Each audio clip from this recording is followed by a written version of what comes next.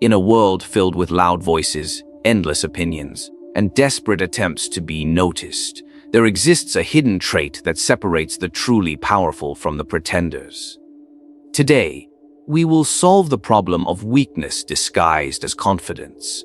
I will reveal the weapon that Niccolò Machiavelli himself would have advised to princes, rulers, and ambitious men alike, the most powerful trait of true confidence. Confidence is one of the most misunderstood qualities in our world. Too often, people confuse confidence with noise, believing that to be seen, they must shout the loudest, take up the most space, or declare their worth before others can even question it. But what such people do not understand is this: the truly powerful have no need to prove themselves through noise, for their silence speaks louder than any words ever could. Think of a ruler in his court. The insecure prince feels compelled to speak on every matter, to impose his opinion at every turn, to display his intelligence with unnecessary words. He imagines this makes him strong. Yet the more he talks, the more his courtiers see through his weaknesses. His every word reveals the cracks in his armor, his doubt, his eagerness for approval, his inability to restrain himself. This is not confidence, it is desperation. Now picture the opposite: a leader who sits in silence while others argue, while the court grows restless, while the ambitious scramble for attention. He listens, he observes, he allows the noise of others to expose them. And when he finally chooses to speak, his words fall like a blade, sharp, calculated, impossible to ignore. His silence has created anticipation, and anticipation has created power. This is the heart of true confidence, the ability to say nothing until the moment demands something. Silence is not emptiness, it is strategy. It is a form of control, because silence places the burden on others. When you remain silent, others reveal themselves. They grow anxious. They stumble over their words. They expose their intentions. Your silence becomes their weakness. The insecure fear silence because it forces them to confront themselves. They chatter endlessly, hoping that their voice will drown out their doubts. But silence belongs to the confident, for only those who do not fear judgment can embrace it. Silence is the proof that you do not need to perform for anyone. Observe any situation, be it the halls of power, the chambers of business, or even in simple conversation. Who is the one that commands the room? It is not the one who rushes to speak first, nor the one who dominates with volume. It is the one who waits, who measures, who allows others to waste their strength. And when he finally breaks his silence, every eye turns to him. The contrast between his restraint and their excess magnifies his authority. Consider also the battlefield, where silence is the weapon of the general. He does not reveal his strategy in noise. He does not boast of his victories before they are secured.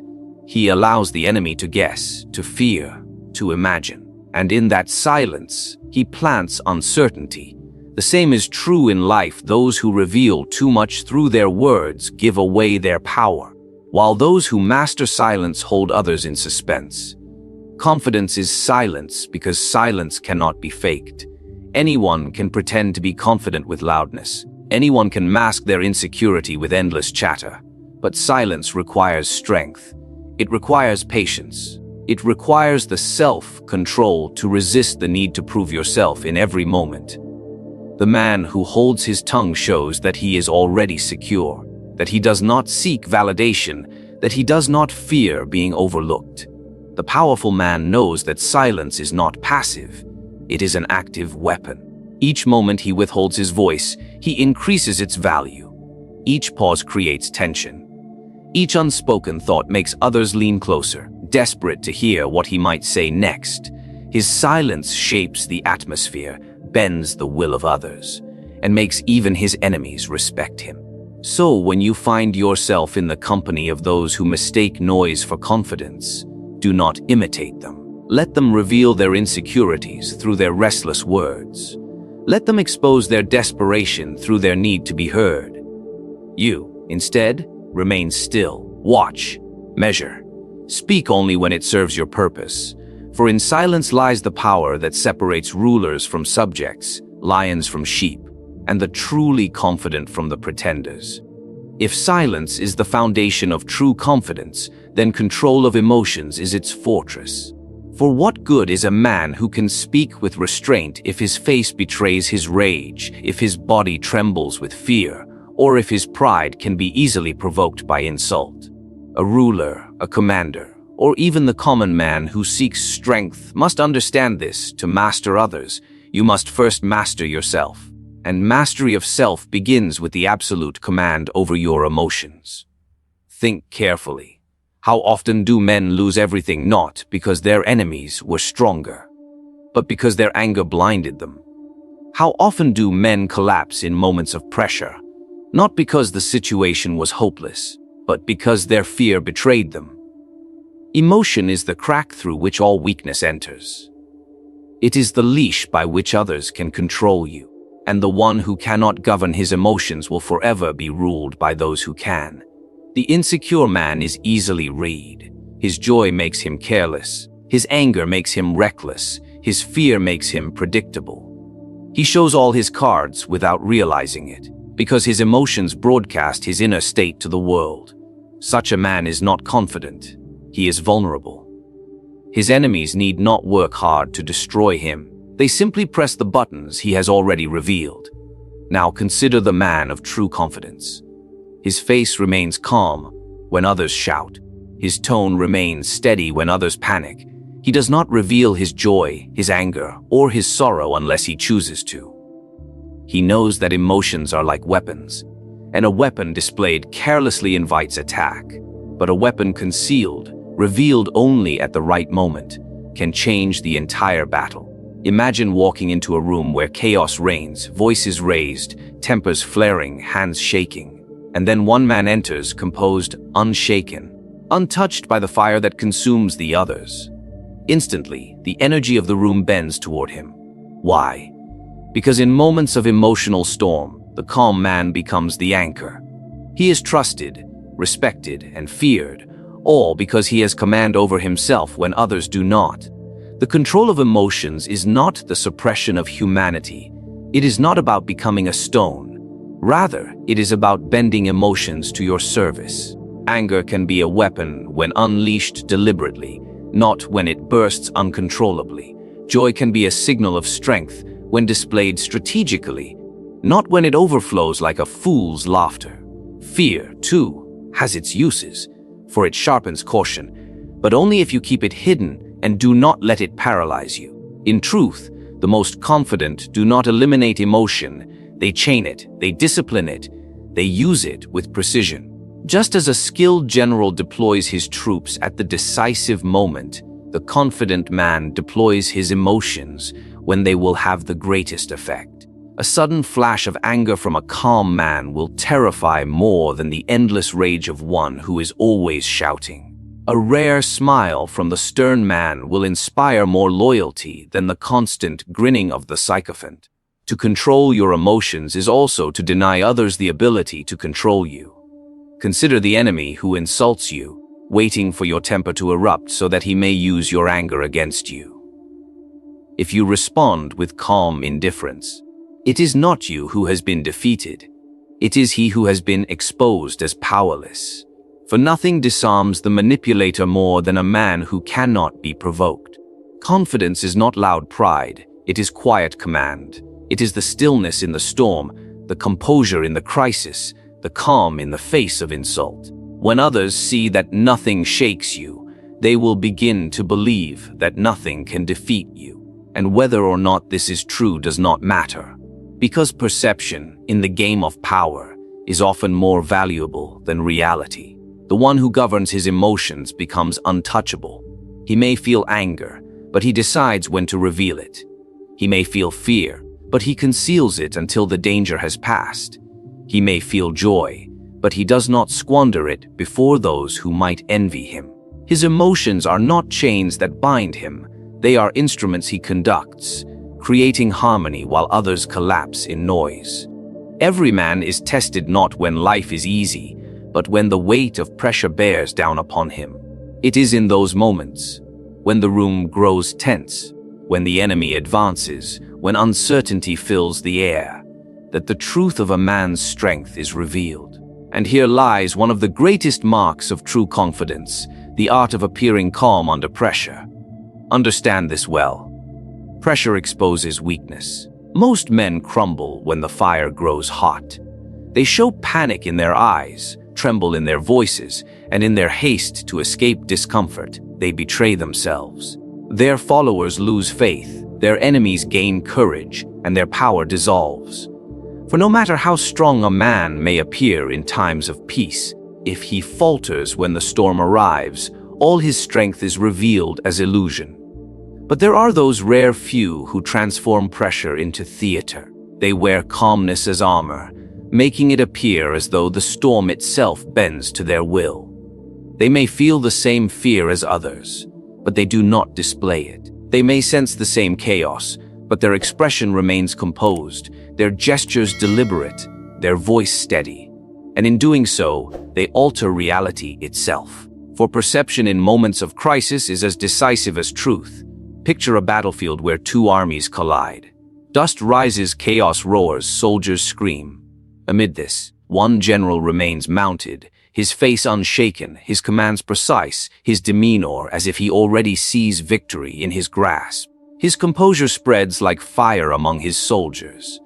They believe him because he appears unafraid. And belief becomes strength, strength becomes momentum, and momentum brings victory. Now picture his rival, a man of equal numbers and equal weapons. But his brow drips with sweat, his voice cracks under the pressure, his movements betray haste. His men see it, even if he tries to hide it. They sense his fear, and it infects them like a disease.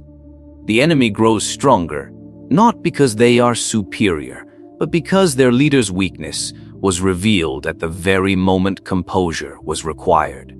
This same principle applies in every sphere of life, in the halls of power, in negotiations, in the trials of daily existence.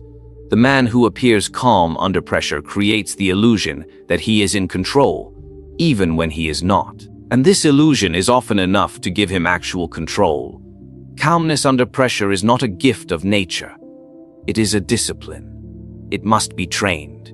It is the deliberate choice to slow your breath when your heart races, to hold your silence when your instincts scream, to mask your doubt behind the steady gaze of composure. It is an art because it is performance. But this performance is not deception. It is strategy. For the one who holds his mask of calmness holds the leash of others' emotions. Consider also how calmness disarms opposition. When an adversary strikes at you with words meant to provoke, with threats meant to destabilize, with tactics meant to corner you, nothing unnerves him more than your refusal to flinch. He expects you to break. He wants to see you stumble. And when you deny him that satisfaction, his own confidence falters. He begins to question his power over you. He begins to lose his ground. In the games of politics, business, and even personal conflict, people are not searching only for truth. They are searching for strength.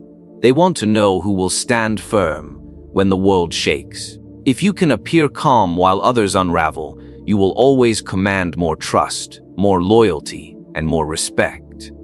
Not because you have revealed your power, but because you have concealed your fear. The art of appearing calm under pressure transforms you into a figure larger than life. It makes others believe you know more than you reveal, that you hold cards they cannot see, that you walk with certainty while they stumble in doubt. And in such belief lies power greater than armies or wealth, the power of perception, the power to bend reality by mastering your presence when the storm rages around you. One of the clearest distinctions between those who pretend to be confident and those who truly are lies in their relationship with validation. The pretender thrives only when the crowd applauds him, when others nod in approval, when his actions are praised. Without this validation, he feels empty, uncertain, and weak. But the man of true confidence is detached from validation. He does not hunger for applause, for his strength is not built upon the shifting opinions of others. He stands firm because he knows that to seek constant approval is to place your power in the hands of others, and once they control your worth, they control you. Consider the man who walks into a room and desperately adjusts himself to please those around him. His words bend with the opinions of the majority. His laughter echoes louder when others laugh, even if he does not understand the joke. His entire being is shaped by the desire to be accepted. He believes this will earn him allies, but in truth, it only makes him predictable and weak. For the one who craves approval is a servant to those who grant it. Now look at the opposite, a man who enters with calm indifference, unmoved by the need to impress. His tone does not rise to match the crowd. His stance does not shift to mimic others. His actions are not dictated by what will win approval. He listens, he observes, and he moves according to his own design. Even if the room disapproves, even if whispers spread, he remains steady. And strangely, it is this very detachment that makes people respect him. They see that his value does not depend on them, and in turn, they begin to value him more. This is the paradox of validation. Those who chase it lose it, and those who reject it attract it. The insecure man seeks to be liked, but in seeking it, he lowers himself. The confident man refuses to beg for approval, and in that refusal, others give it freely. Detachment creates the illusion of superiority, and superiority draws loyalty. Understand also that validation is fleeting. Today the crowd cheers for you, tomorrow the same crowd turns against you. A ruler who depends on popularity is like a ship that depends on the wind. He is carried wherever it blows, with no power of his own. But a ruler who is detached from such winds can set his own course. He may use approval when it benefits him, but he does not require it. And because he does not require it, he cannot be destroyed by its absence. Detachment from validation does not mean isolation. It does not mean scorning all others. It means choosing when and how to acknowledge approval without ever becoming dependent on it. The confident man may accept praise, but it does not swell his pride. He may hear criticism, but it does not shake his foundation. Both pass through him like whispers carried by the wind. His focus is on his purpose, his strategy, his strength, not the fleeting opinions of those too unstable to guide themselves. In personal life, this detachment is just as powerful. A man who constantly seeks approval in relationships will always be controlled, always bending to the desires of others. But the one who stands firm, who shows that he will not beg for love, attention, or respect, becomes magnetic. Others feel his strength and are drawn to it. His value is not begged for, it is recognized. This principle holds true in every arena where power is contested. The politician who panders endlessly to gain favor loses his authority.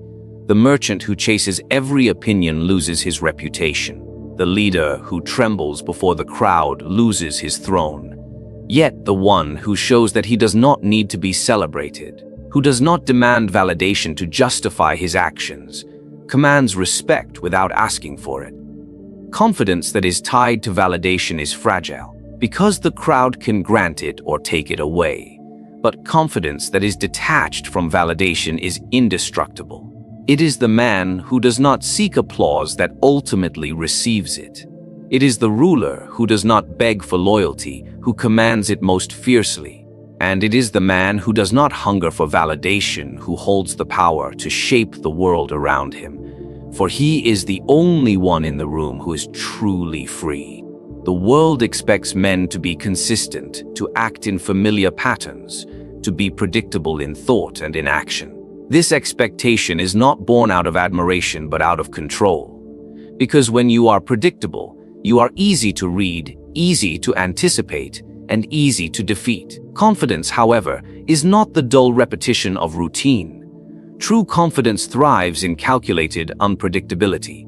It is the art of keeping others uncertain, of never allowing them to fully grasp your next move, of making your presence a constant question that unsettles both allies and enemies alike. Consider for a moment the predictable man. He is steady, yes, but his steadiness is weakness disguised as reliability. Everyone knows what he will do, how he will respond, how far he is willing to go. His enemies can map his entire strategy before the first move is made. His allies grow comfortable, but comfort turns to boredom, and boredom turns to disrespect. For what is more dangerous to a man than to be taken for granted? Predictability strips a man of his power because it strips him of his mystery. Now, imagine the opposite. A man who holds his composure but never reveals his full hand. One day he is generous, the next he withholds. One moment he is silent, the next he speaks with thunder. Sometimes he advances swiftly, and sometimes he waits in stillness, leaving others to guess what he is planning. This unpredictability is not chaos. It is deliberate. It is calculated. It is a performance designed to keep others off balance, to prevent them from ever truly feeling secure in their judgments of him. Unpredictability breeds respect because it breeds caution. If others cannot anticipate your next action, they are forced to approach you with care. They hesitate before crossing you. They reconsider before challenging you. And even your silence weighs heavier because no one knows what it hides. This uncertainty creates space for authority, for men fear what they cannot fully understand. Think of the great rulers of history. They did not reveal their every move. They used unpredictability as a weapon sharper than any sword. A prince who sometimes rewards loyalty and sometimes punishes it with severity ensures that his court is never complacent. A general who strikes in unexpected places forces his enemies to spread their defenses thin, weakening them everywhere. A leader who is unreadable holds his people in suspense, and suspense itself becomes control. Calculated unpredictability is not recklessness. The fool believes he is unpredictable when he is merely erratic, when his actions are without logic or reason. Such chaos destroys trust and exposes weakness. But the truly confident man uses unpredictability as a mask. Beneath the mask, he knows exactly what he is doing. Every shift, every pause, every unexpected move is chosen with precision. His unpredictability is not born from confusion. It is born from control. This quality extends beyond rulers and generals. Even in ordinary life, unpredictability sets apart the confident from the desperate. The man who always answers instantly, who always responds the same way, who is always available, loses his allure. But the man who sometimes withdraws, sometimes surprises, sometimes changes pace, commands greater attention. People lean forward, waiting to see what he will do next. His unpredictability forces them to remain engaged, to never grow indifferent. Notice also how unpredictability protects you. When others cannot anticipate you, they cannot prepare against you. If they think you will react with anger, but you respond with calm, they lose their footing. If they think you will retreat, but you advance boldly, they are caught unprepared. If they expect silence, but you deliver decisive action, their plans collapse. Predictability gives others the advantage. Unpredictability denies it. Confidence shines brightest when paired with this quality. To appear calm under pressure is powerful, but to then act in a way no one expected multiplies that power. To show control of emotions is admirable, but to weaponize unpredictability makes that control terrifying. For when men do not know what you will do, they are forced to treat every possibility as dangerous. The truly confident man does not let the world grow comfortable with him. He ensures that at every turn, others must wonder, must question, must hesitate. His unpredictability keeps them cautious, and their caution is his strength. It is this calculated unpredictability that transforms confidence into dominance, turning every move into a mystery and every silence into a storm waiting to break. There exists a power greater than words, greater even than strategy, and it is the force of presence. Not all men possess it, for most enter a room unnoticed, blending into the noise, invisible to the eyes of others. But the man of true confidence carries himself differently. He does not need to announce his arrival, nor does he beg for attention. His very presence demands it. People turn toward him without understanding why. They sense his weight before he speaks, and in that silence, he already controls the room. This is what it means to have command of presence. Presence is not built upon height, wealth, or beauty. These may catch the eye, but they do not hold it. Command of presence comes from an inner state, from a man's certainty in himself and his refusal to shrink before others. The insecure lower their gaze, laugh too easily, or fold themselves to appear smaller, seeking comfort in invisibility. But the confident expand, not in arrogance, but in quiet authority. Their stillness is as commanding as another man's shouting. Think of a ruler upon his throne. Even before he speaks, even before he issues judgment, the entire court is subdued by his presence. It is in the way he sits, not slouched, not restless, but poised unhurried, as if time itself bends around him. Every movement is deliberate. Every glance is calculated. He may lift a single eyebrow, and it speaks louder than the cries of lesser men. That is command of presence. In daily life, this power is just as potent. A man who walks with calmness, who carries himself upright, who moves neither too fast nor too frantic, appears as though he has nothing to fear. And others believe him. They assume he is in control, not because of what he says, but because of what he radiates. Confidence is a current that runs through him, invisible yet undeniable, pulling others into its orbit. Presence is not noise, it is weight. A man of presence can sit in silence during a heated discussion, and his silence will hold more power than the words of others. He does not compete to be heard, for he knows the room already feels him. He does not fight for attention flows to him naturally. This command unsettles the insecure, who wonder why they cannot command the same respect, no matter how loudly they speak. What gives presence its strength is restraint. The man who fidgets, who interrupts, who rushes, scatters his energy and appears weak. The man who is still, who listens, who chooses his moments with precision, gathers his energy like a storm waiting to break. When he finally acts, when he finally speaks, the force of his presence multiplies the effect. His words land heavier, his movements strike deeper, because the room has already been conditioned to wait for him. Command of presence also reshapes how others treat you. They instinctively defer to the man who appears unshakable. They hesitate before speaking against him, not because he has threatened them, but because his composure makes them feel as though they stand before someone greater than themselves. Presence magnifies authority. It creates a hierarchy without a single word exchanged. This quality cannot be faked through shallow tricks. You cannot purchase presence. You cannot imitate it through false bravado. It comes from the merging of discipline and self-belief.